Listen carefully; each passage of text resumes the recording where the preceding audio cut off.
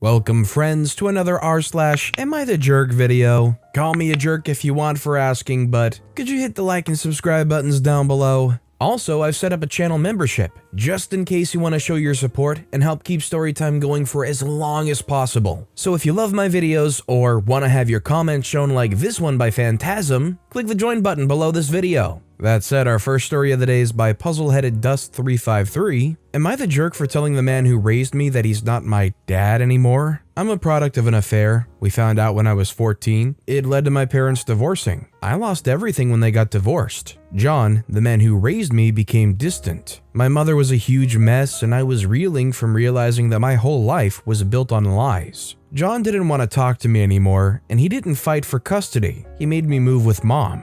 He didn't even talk to me once. He watched me cry and begged to stay, and I was on his side. I hated mom and begged him to let me stay, and he didn't want me there. He paid child support because it was his name on my birth certificate, but that was it. He disappeared from my life, and I lost his side of the family too. My aunts and uncles, grandparents and cousins. My mom didn't have a lot of relatives, and I had been closer to his side of the family. I had been really angry with my mom, but she was there for me. I lashed out and was not a good daughter, but she was the only one I had. I forgave her. I know what she did to John was awful, but my mother loves me, and that's not something I can say about John, and I need someone on my side. I really tried to get in touch with him, and I tried calling him and trying to meet up with him. He didn't respond. He sold the old house and moved away, and his parents didn't even want to see me. I was really broken and I felt really guilty, and I needed a lot of therapy to gain some balance and healthy coping mechanisms. It's been 6 years and he's trying to contact me. I met up with him because even though he ghosted me, I still had fond memories with him and I wanted to see him. He's gotten married again and he seemed to be happy. I referred to him by his name and he said he didn't like it and mentioned that it made him really uncomfortable because he saw me as his daughter. I told him I didn't see him as dad anymore. He lost it and was very upset and told me that he had made a mistake and wanted to make up for it. I told him that I'd already grown up and I really didn't need him anymore. He got even more upset. I felt uncomfortable and ended up leaving early. I feel like a jerk because he is the main victim of what mom did, but I really don't have any sympathy for him. I just see him as the person who couldn't give a freak up about me. Whether or not OP is their legitimate child has really no effect here. The fact of the matter is, product of an affair or not, they raised OP as their father up to that point. From what it sounds, had a good relationship, and when the truth came out, they abandoned OP.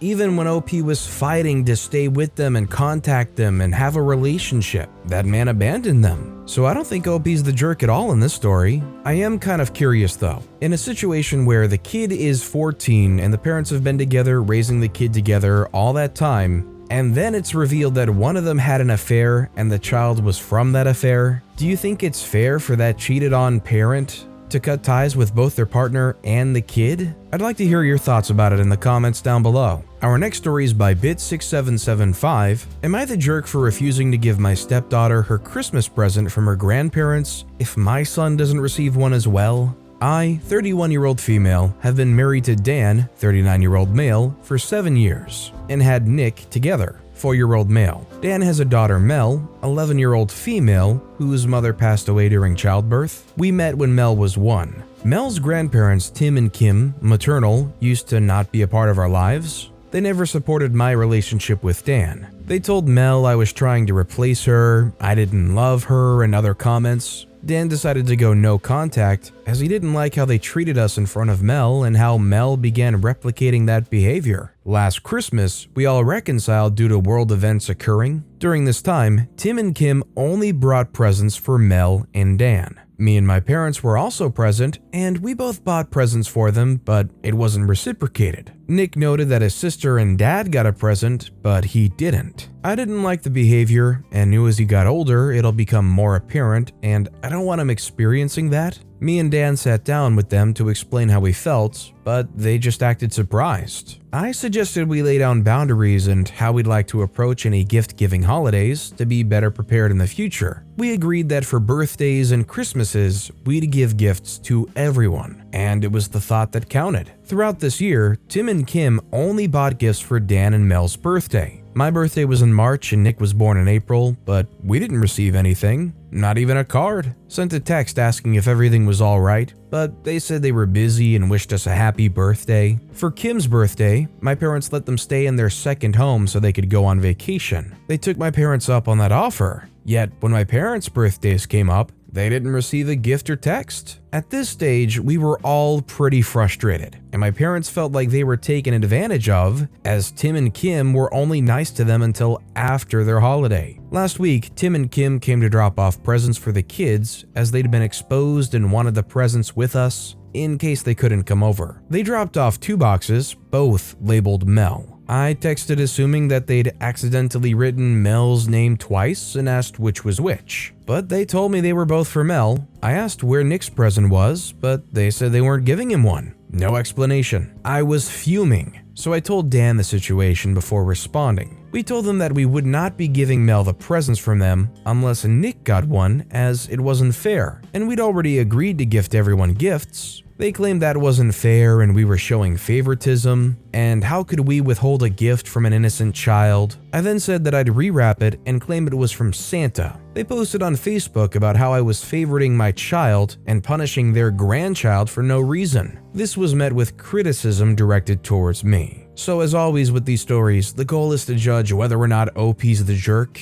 Categories being OP was the jerk, OP wasn't the jerk, everybody's a jerk in the story, no jerks at all, or not enough info. In this case, I think sadly OP is the jerk, especially if they withhold the presents. The fact of the matter is, whether or not they're still kind of around in the kid's life, they're the maternal grandparents, so they have no relation to Nick at all. The only connection is it's the kid of their former son-in-law. Whether or not being sociable or nice, that's another thing, but OP being the new wife of their former son-in-law, and especially OP's parents, just no connection there. This next story is by Judy34535444. Am I the jerk for asking my son and daughter-in-law for a copy of the key to the new house they bought? 2 weeks ago, my son, Ethan, 27, and his wife, Jess, 30, bought a small 1-story house in the town we live in. After settling down, they invited us for a small party for the occasion. We sat for dinner and talked about the house a bit. Me, my husband, and Jess continued conversing after Ethan excused himself to take an important call. Jess showed me the original key to the house, and I asked if she made copies yet, and she said no. I said she should, and also give one copy to me as well. She looked at me funny and asked why she should. I explained that it's necessary so that it could be used in emergencies. She rudely said,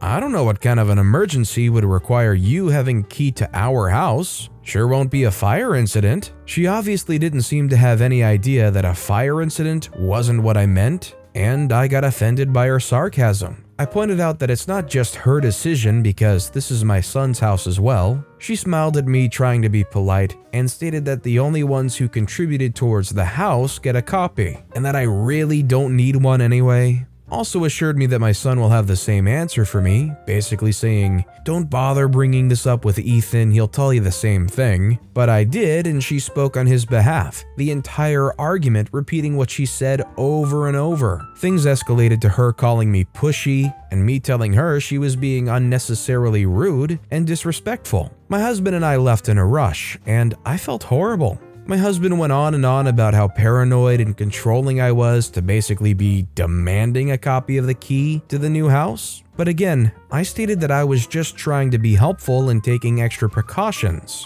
since anything could happen. But he insisted I overstepped and ruined Ethan and Jess's joy for the new house, as well as dinner. I genuinely do not think what I said was out of line, and I'm not sure why Jess reacted so intensely. I think my request was innocent. See, I think the problem is, I don't think it matters what you think is innocent. What matters is what Ethan and Jess are comfortable with, and clearly Jess just was not comfortable with the idea of giving an extra key out. Whatever Jess's reason is for that, that's how they feel. So OP combating that, asking Ethan if they can, trying to explain why it makes so much sense and convince them, it is kinda pushy. And unfortunately, I think it makes OP the jerk. Our next story is by HopefulCry7158. Am I the jerk for expecting my brother to uninvite my soon-to-be ex-husband and my friends from his wedding? I'm a 34-year-old female. My brother, 31-year-old male, is getting married in a month. My brother's not friends with my friends, but he knows them by association and gets along with them, and he's invited them to his wedding. My soon-to-be ex is also invited. He was invited anyway before I found out certain stuff. My husband and I have known each other since high school, and we shared the same friend group.